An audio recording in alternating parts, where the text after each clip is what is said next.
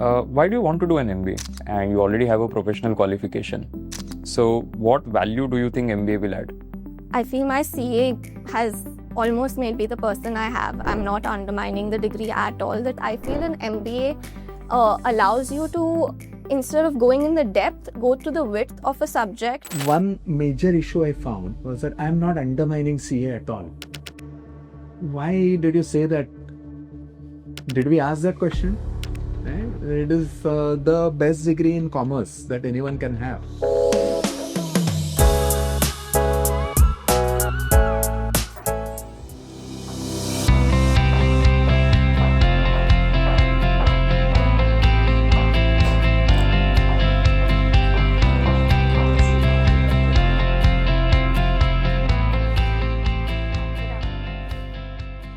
Good morning, Jahnavi. Can you tell us something about yourself? Sure. Good morning. I'm Jahnavi. I've completed my schooling in Mumbai itself, and I followed my passion for finance by completing my graduation in commerce and pursuing the chartered accountancy course. Through the chartered accountancy course, I got to step into the corporate world in my articleship at a Big Four. I was in the audit domain where I got to work on big complex engagements like the audit of HDFC Bank and even smaller engagements which were low scale where I could lead lean teams. Following my qualification, I decided that a role which was slightly more dynamic and involving problem solving would be more fit to my strengths. So I pivoted to consulting by being one of the 2 pan-India transferees through an inter-firm program. My current role, I am part of executing projects of strategy for clients in a deal environment like merger assessment or target analysis. Apart from my work and my academic pursuits of MBA, I have a keen interest in public speaking, and I like to stay fit through sports like badminton and pickleball. So, as a part of mergers and acquisitions advisory, so what sort of valuation models do you use? Valuations team is separate. However, we do check the business plan builds. So we do see how the client has predicted their revenues, whether it is in lines with their current revenue model. We see if they have predicted the costs appropriately and whether the growth rates have been projected in lines with the current scenario as well as future targets. So, every company would want to portray their own picture in a right way, right? So, if I am a businessman, I would say that 30% growth rate over next 10 years. So, what would you do in that case? As a vendor due diligence, people hold a lot of value to a Big Four name or any name of the firm doing the vendor due diligence. We have to hold our ethics to the utmost responsibility. Having said that, I do understand there's a business need. We cannot lose all clients, but we always give them an opportunity to reason out their growth rate. If at all we feel that it can be validated, because the future investor is also putting in a lot of money and they will have their own advisors with a lot of qualifications. So we cannot put any blatant rates, but as far as we feel that the client will be able to reason out, we are okay to adjust the growth rates. So, what is the biggest M&A deal in India? Currently, the NBFC space is picking up a lot. We have seen I think very recently the Dubai bank, Emirate Bank, has invested in RBL. It is a 60% stake, given that RBL had a few governance issues and RBI allowed a foreign player to come in because they wanted a long-term investor to sort of mold the bank into the correct step ahead. Prior to this, I feel it is a bit dated, but I would still say that the HDFC Bank and the HDFC merger was one of the hallmark transactions given its size. It put HDFC Bank on a global map and it became India's largest private sector bank through that merger. So I would still say that even though it's dated. Now, my question is about IPO, not so much about mergers and acquisitions as such, this one. So, valuation is done in mergers and acquisition as well as IPO everywhere, right? Now, there are certain IPOs, for example, say DMAT. So they get listed almost at 2x. On the other hand, there are some IPOs that lose like 30-40% right on the listing day. So what goes wrong? So is it safe to say that valuation is not done properly? I think valuation is a very technical piece of the part, whereas when we see AI stocks or when we saw the valuation of a lens card, you saw the multiple was much more. This is also driven a lot by shareholder sentiment and the confidence in the business. A lot of AI stocks currently in the US stock market are very inflated. This is because people are seeing a lot of potential in the AI space. Whether this potential will pan out or no cannot be mathematically driven through the revenue because it's pre-revenue. However, an investor sentiment and an investor confidence is what drives the valuation apart from the technical analysis. Okay. So you're from Mumbai, right? Okay. Yes. So recently there was this BMC election that happened, right? And the markets were closed on that day. And Nitin Kamath put up a post saying that we are not ready for global investors, considering just for a simple BMC election, you have to keep exchanges closed. Do you agree with this statement? As much as I do admire Nikhil Kamath, I feel he represents a very small part of our population, which is educated and formally educated rather, and is objective, I would say, in their decision making. However, we should see that our population is 70% rural, out of which formal education might be even lesser. So for such a population, I feel the government tries to curb all the malintent to their best possible place. So we should give time for the development adequately and not jump the gun. I would say safety and a logical method of trading is more important currently than having the stock exchange open. So I wouldn't entirely agree. So do you think stock exchanges that day should have been kept open or closed? The stock exchange was actually closed and the commodity market was opened from 4 p.m. for a certain reason. I feel it should be consistently kept across all markets. I felt that it was a bit skewed. Why was there a partiality given to the commodity markets? If we are taking a decision basis the election, not basis the election, then we should keep it across all markets, or we can have a second half trading day so that people can vote in the first half and then continue with their business as usual in the second. Okay. Do you think the role of chartered accountant evolving because of AI? I feel all roles, whether chartered accountant or consultant, will definitely evolve. But I also do feel a lot of the redundant part of the jobs, which is mechanical, will now become automated. In this case, a chartered accountant will have to be much more on their feet in terms of decision making and providing more value add compared to just quoting the laws and regulations or accounting rules. I think application of those rules and laws becomes more important versus just knowing them. Okay. So let's say a few years back, right, a lot of individual tax filing was done by CAs, right?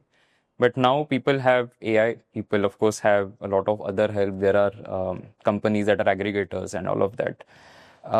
Do you think that because of this, the small ticket, let's say clients would come to CAs will stop coming in the future? I'll go back to my point of the population demographic of India. We are 70% rural with a lot of people not having access to computers, software, or knowledge of how to use that software. This is definitely improving, but still a wide range is still not formalized. So a person-to-person or a point of contact for such a demographic is very important. So I think it will go down as our education increases, but we also will at the same time have to see restrictions in these platforms because you're uploading a lot of personal data. You do not have they'll have to be held liable to the degree a chartered accountant is held liable. Until these regulations come in, I still feel there will be a sort of wall between entire shift to these softwares.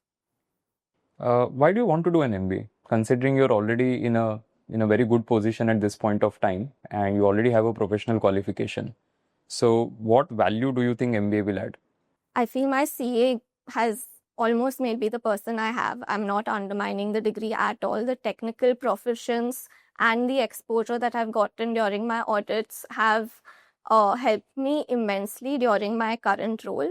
However, I do see the difference between my MBA peers at my current role and my line of thinking. I am more driven towards accounting rules and predefined frameworks, whereas I feel an MBA allows you to, instead of going in the depth, go to the width of a subject and engage in creative problem solving beyond limits. Further, I feel my CA course is a very individualistic course where you learn rigor and discipline, whereas an MBA helps you attain a college life where it allows you to network. And long term, I feel basis my goals, an MBA will be really helpful in that sense. You mentioned creative problem solving. Can you give an example of this? I'll give a real life example from both my roles. In audit, we had a process where we manually had to track sign-offs. However, I took a longer time to develop a macro to automate that process. At first, my boss was not really happy for the slower turnaround time, but eventually he realized that it was to save time later. Whereas in my current role in strategy, we have specific time devoted to find the fastest, most efficient method, even though it's an investment upfront. Okay, so you like mathematics? I can see you got 100 in maths in your 10th standard. Affinity towards maths and finance. Can you explain why 0 factorial is equal to 1? I'm not entirely sure, so I would be guessing, but we in a factorial we're trying to derive the numbers behind. So in 1 factorial it's 1, 2 factorial it's 2 multiplied by 1, 0 itself is the 1 number, so we state the factorial as 1. So you assume that that is the case? That's my guess. Now tell me 2 scenarios. One is if you were to continue in your current role, you don't do an MBA, where will you be, let's say, 5 to 10 years down the line? And if you do an MBA, where will you be 5 to 10 years down the line? I think in the short term, it would be very difficult for someone from the external point of view to see a benefit. My aim is to be in the top 3 consulting firms because I believe the exposure there is larger. I would stay in my current role for a year or 2 and at the same time attempt to pivot to those firms where I get slightly more exposure as well as I get to lead teams after building a technical proficiency. In the long term, sorry, did you ask only about the short term? I asked about 2 scenarios, without MBA, with MBA. Okay. And this is what I'll do without an MBA. I will try to pivot. It is slightly more difficult, but I will have to put in more hard work in terms of my technical and problem solving skills, which I will actively continue. And I will try to find a mentor who will be able to guide me through these principles so I get real life exposure. On the other hand, if I get an MBA, I feel I will be able to learn this slightly faster because there will be an environment which propagates learning at a low stakes compared to a job where you have real life clients and stringent deadlines at work. The peer network and also the kind of connects that you make will help me in the longer run. But eventually my goal is the same, to be in a consulting firm or pivot to a strategy role in the industry. What do you consider as an area of improvement for yourself? I have a dependence on structure. I think it stems from a want of control. I have seen this in both my professional and personal life. In professionally, I feel, like I mentioned, accounting rules have a methodical way, whereas consulting is much more open-ended. I had to actively not limit myself and prioritize basis the time and think beyond what has been told to me. Personally, I feel I preempt wanting to know how my day will go and how the structure will flow, which is difficult, especially when I was pursuing CAT. Having a full-time job, I would not know when there will be a busy season. So this really helped me make the best of the situation. Whatever the cards were dealt to me, I had to play basis them and not try and figure things out prematurely. You travel to BKC to do this today, right?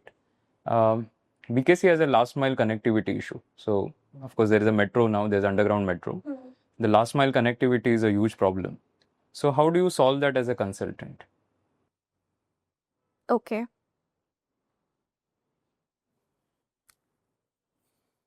I'll just take a minute to think here.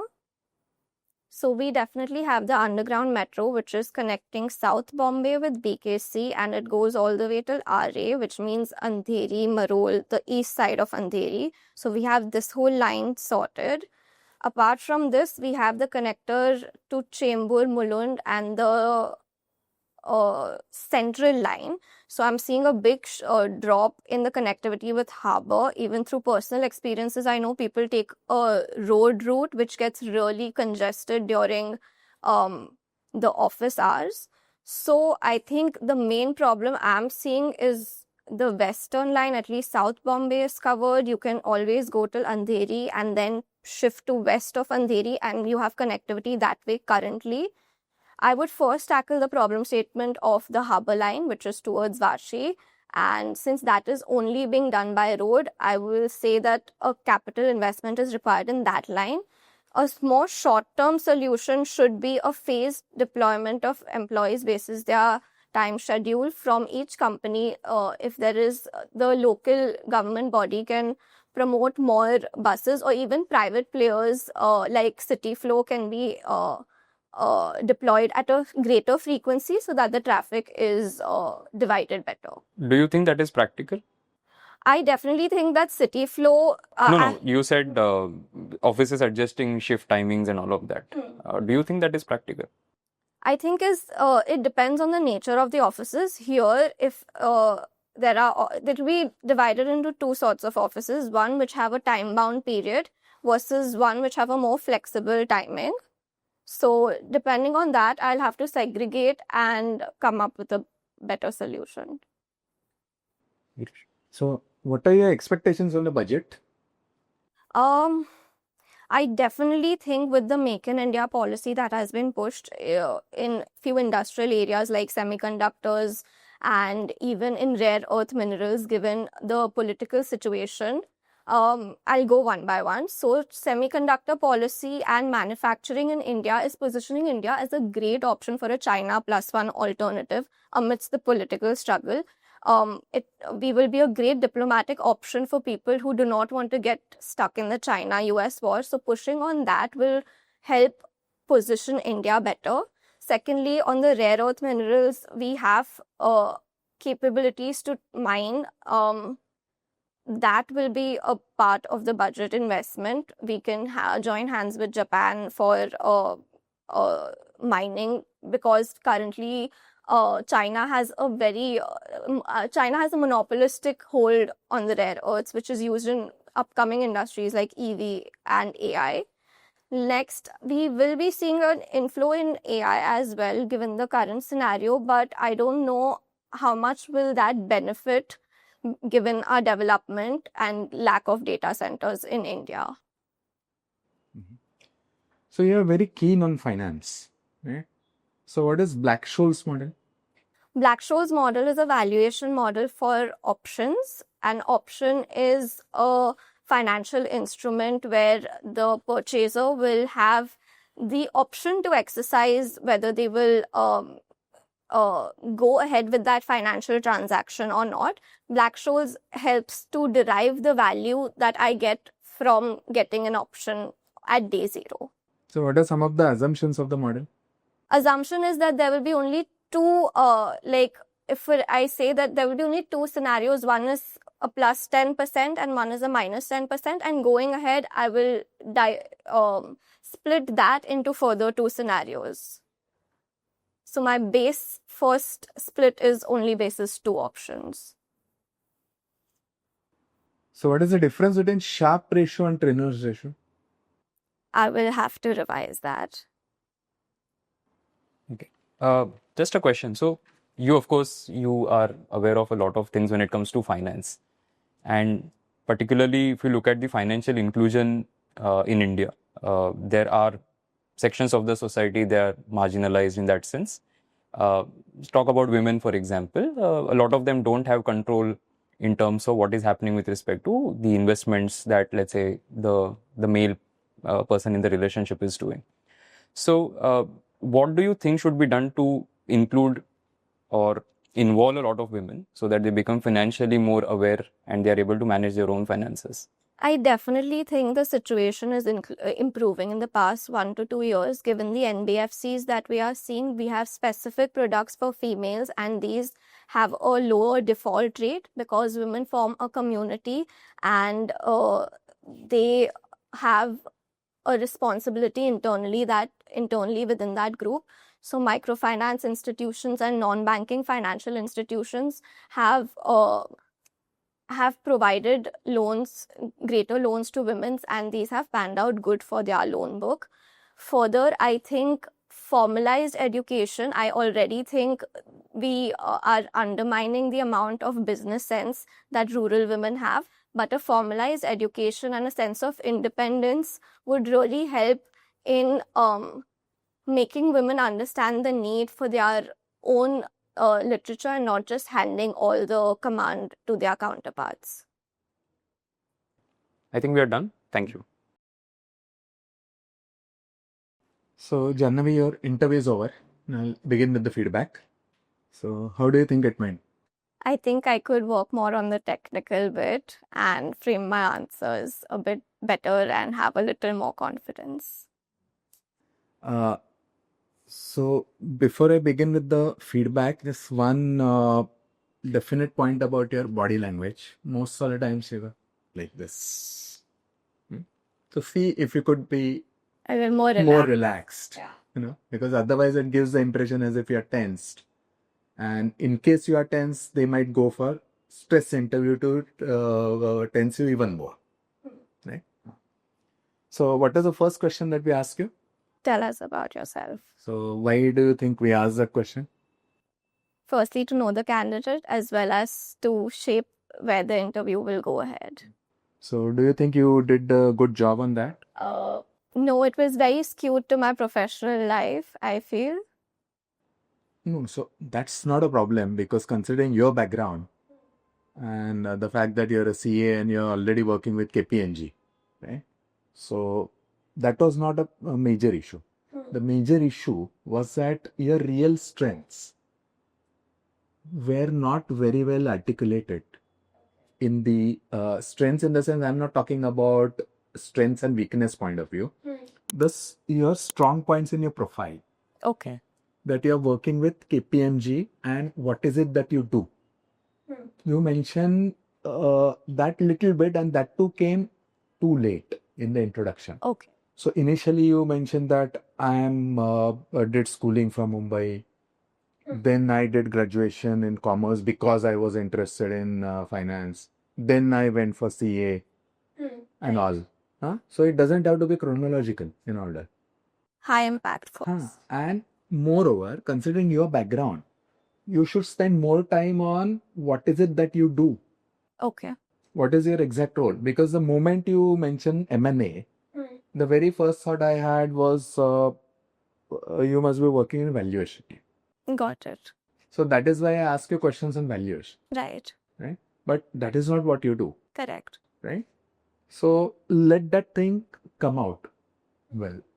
And then at one point of time, you also mentioned the name of HDFC Bank.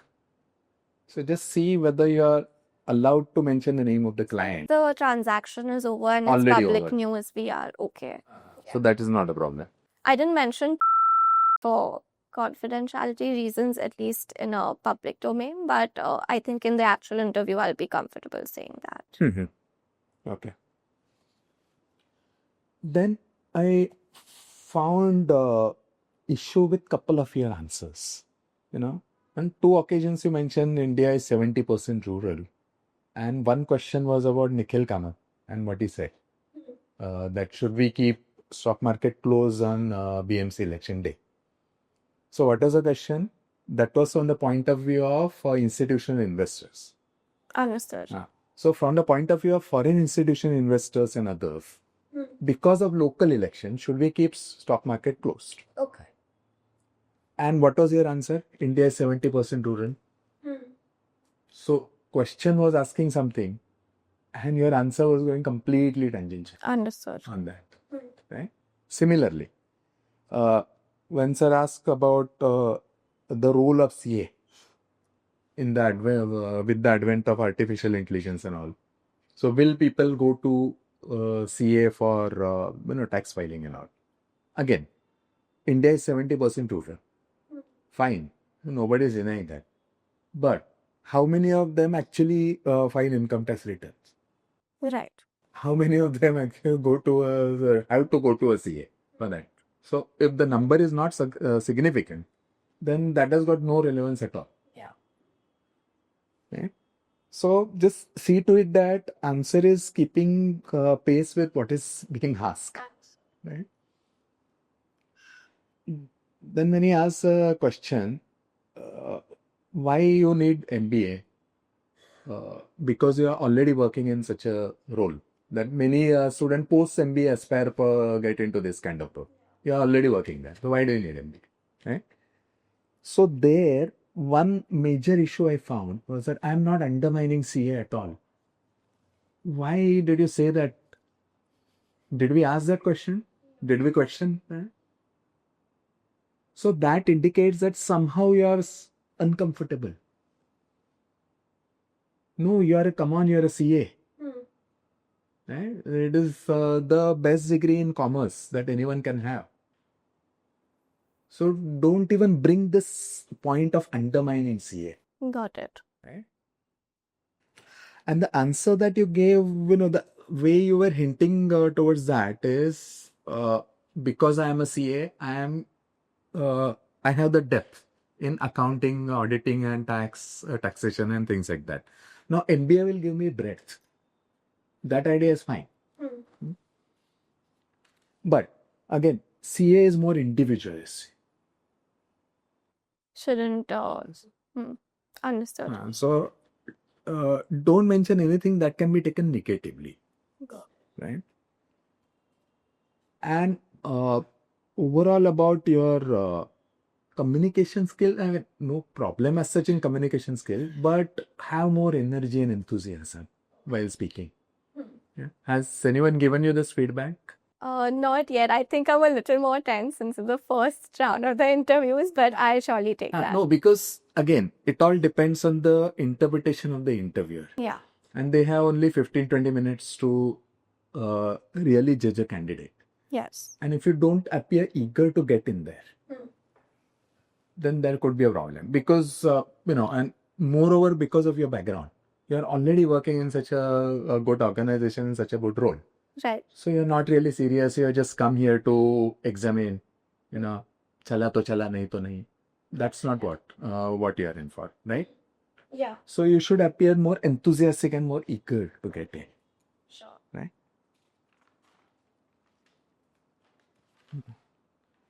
Then for Black-Scholes model, see that idea that plus 10 minus 10%, that you talked about is that binomial, that tree. Okay. It's not Black-Scholes model. The Black-Scholes is the formula. Biggest limitation of Black-Scholes model is that it is only for European options, not for American options.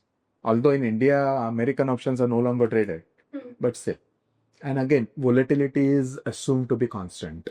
Got it. Which in reality may not be the case. Volatility smiles. Yeah. Right? And then for area of improvement, you mentioned dependence on structure. So why do you think it is a problem?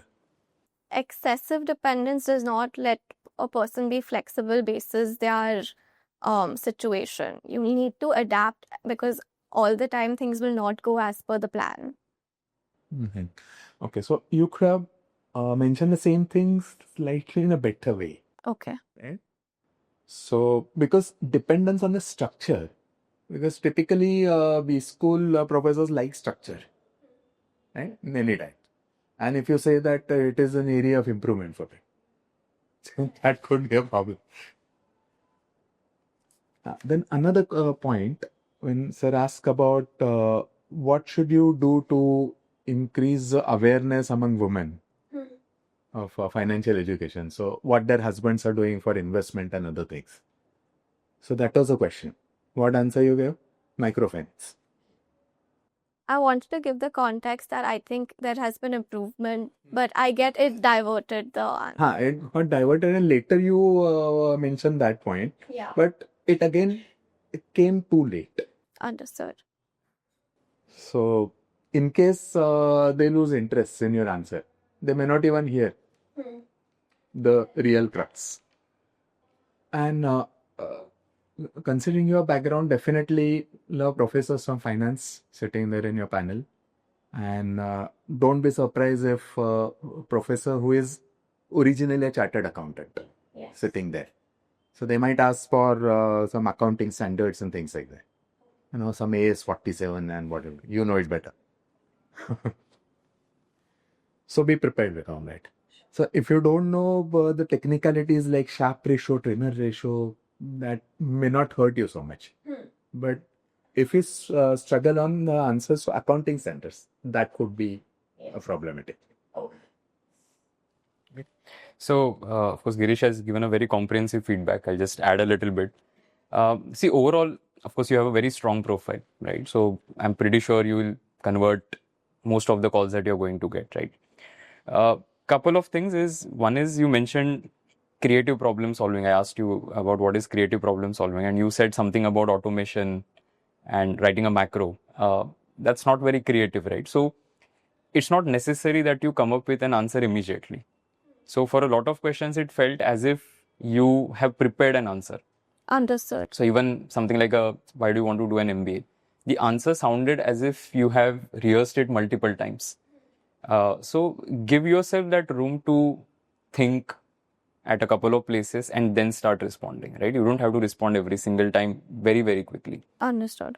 So creative problem solving, I'm sure you must have done a lot of other things, but maybe that is the first thing that came to your mind, that, okay, I wrote a macro or whatever, but because honestly, that's not very creative, right? Just automating something which is mundane. Then area of improvement, even I have written dependence on structure and then wanting control. These two are not necessarily the same. Okay, so you have to figure out what exactly you're trying to say, and is there like an example which says that, okay, this is how you discover, that is the area of improvement, right? Multiple examples or whatever. Then BKC, last mile connectivity problem, you gave a lot of background to it, but then last mile connectivity is not, it's a very difficult problem to solve, right? And then adjusting shift timings, there was a lot of discussion that to reduce the traffic congestion, you change the shift timings and all. It's not very practical thing to say, right? Then most of the questions, I think finance also you handle pretty well, so that's not going to be a concern. What generally happens in a lot of cases like these where you come from a very specialized stream, right, is they tend to push you on paths that are very difficult for you. For example, mathematics. I still asked you a pretty simple question, but they can really get into, say, whatever, limits, integration, whatever, probability, some random question of probability, P and C, etc. Draw a graph and stuff like that. So just be ready for that. So study, go back to your CAD books also and start doing especially things like coordinate geometry, P and C, functions and graphs and all of that. But overall, I think you have a very good profile and experience, so that always helps. And communication wise, I think one thing that I noticed that when I asked you that BKC question, you started doing this.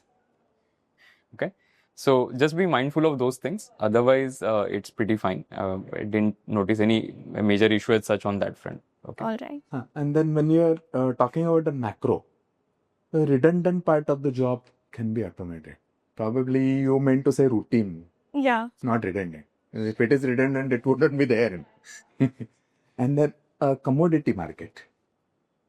So why is commodity market open on that day? Say it happens on a number of days. For example, say Independence Day, Republic Day. The reason is commodity market is international. Okay. So gold, natural gas, crude oil, all these instruments are traded globally. So we may have holiday in India, and that doesn't mean international market will be closed Right. that day. Okay. So that's why commodity market is kept open from 5 o'clock onwards on such days. Understood. Because mostly the major market is in America. So 5 o'clock of evening in India. So that is the time when American market gets started. I did not have that technical knowledge. So it is on many days actually, not only on the election day. Okay. When I ask you the question on budget, what is your expectation on the budget? So probably considering your background, maybe something more related to taxation and on what could have been done. So there's a lot of talk of LTCG. Yes. So actually having LTCG and SCT both is unjust. Because initially that long-term capital gain tax was removed on share market transaction, and then SCT was introduced in that play. Now we have both. So that is a little unjust. So something can be done about that. And mostly your interview will happen after the budget. So what is your view on the budget? Now, because of your background, the expectation from the panel is more higher from you. Yes. So how the budget is giving shape to the economic activity in the country? Is it doing good or not? If it is falling short, what could have been done better? So that is the kind of commentary that is expected for you. Okay? And otherwise, you are doing fine. So and definitely your background is very strong. So that's going to help you. Right? Okay. All the best. All the best. Thank you.